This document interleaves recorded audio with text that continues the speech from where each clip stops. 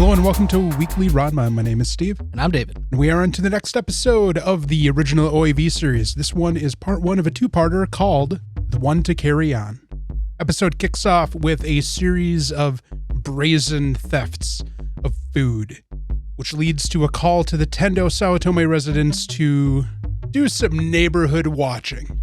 In the process of that, Akane thinks she finds the thieves in a pair of desperate homeless sisters. The two girls end up following Akane home, and her father just extends the family kindness and lets them stay with them for a while, all the time heeding a couple of warnings about the girls and what they represent.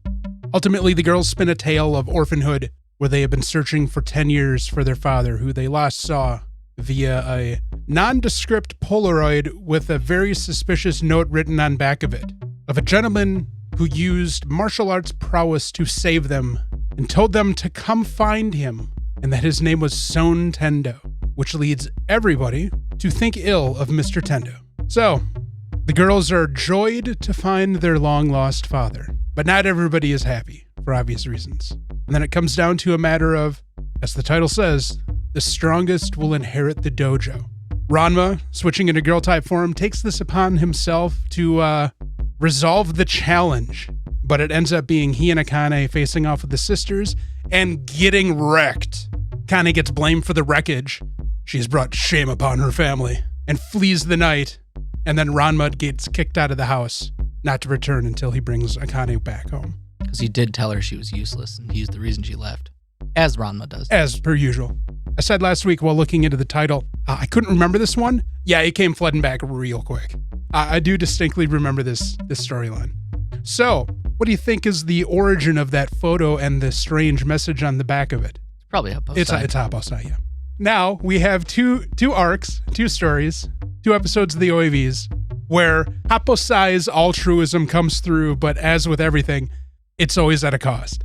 Because the previous episode with the teacher, his altruism led to her being forceful on others. Very.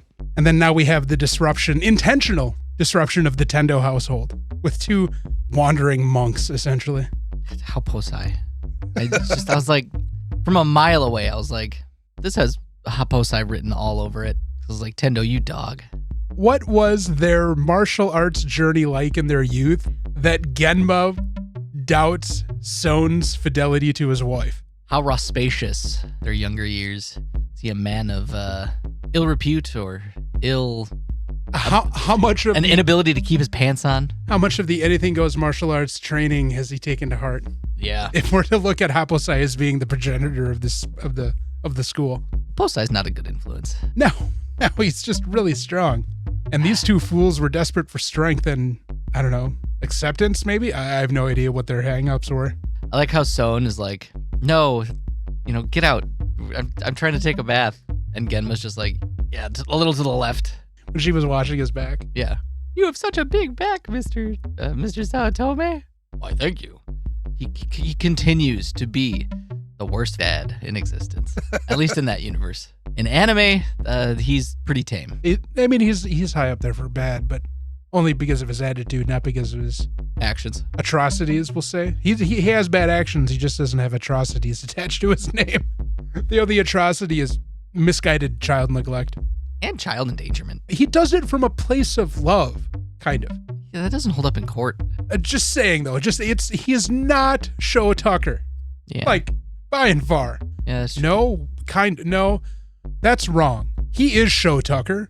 If you look at Ranma's curse as a sort of chimera kind of existence. Oh, God. Damn it. Son of a bitch. He is up there with one of the worst dads. He is up there with one of the worst dads in anime history. There will always be the worst dad in anime history. Gendo Ikari? Arguably. You know what?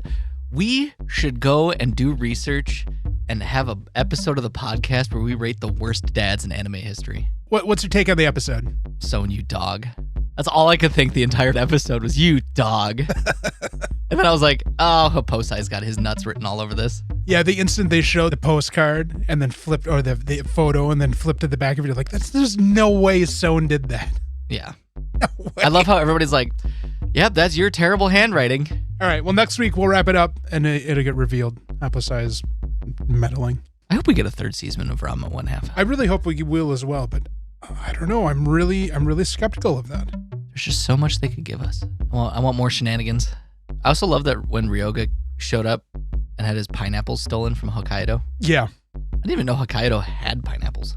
He must have actually been in Okinawa. Because I was like, isn't Hokkaido like tundra adjacent? Yeah, it's the snow country. Yeah. So I was gonna say, how did he get pineapples? I think the depth of his lost is Even enhanced. even up there? Yeah, pretty much. Okay. I wonder how much brain damage he has. We can go back and we can count how many times Ranma's hit him in the head. Ranma's the reason why he gets lost. No, maybe. Ranma's the reason he gets Ranma lost. did boot him in the face a number of times when they were fighting for food in middle school. I don't think so. I think he's just naturally that way. Ranma may have enhanced it, perhaps. Maybe he got like mildly lost as a kid. Like it was like a normal level of like, oh, I don't know where I am. Like, yeah. I'll eventually find my way back. But after a couple of boots to the head from Ranma, it just became like, I went to Hokkaido. No, you went to Okinawa. And then couple that with the massive frustration regarding Ranma and his feelings towards him. Yeah. His level of distress increases his level of like not knowing what's going on. Ranma has enacted criminal violence upon Ryoga. He has. You cause brain damage, that's like serious crime. If Ryoga was a normal human being, which he is not by any stretch of the mean, he could seek punitive damages, but instead he's just going to keep trying to kill Ranma. A couple of brain cells equals Ranma's life. Look, he doesn't have a lot to start with. Every time he loses a brain cell, it's the equivalent to a mass extinction event. No, you're right. That man's brain can't handle any more hits. All right, well, thanks for listening. Next week marks the halfway point of this season of Weekly Ranma as we cap off this arc. Other than that, don't forget to like and subscribe. Hit that bell so you get notified when we have new episodes dropped. Come harass us on our socials listed below and our Discord, which is also listed below. And we'll check you guys next time.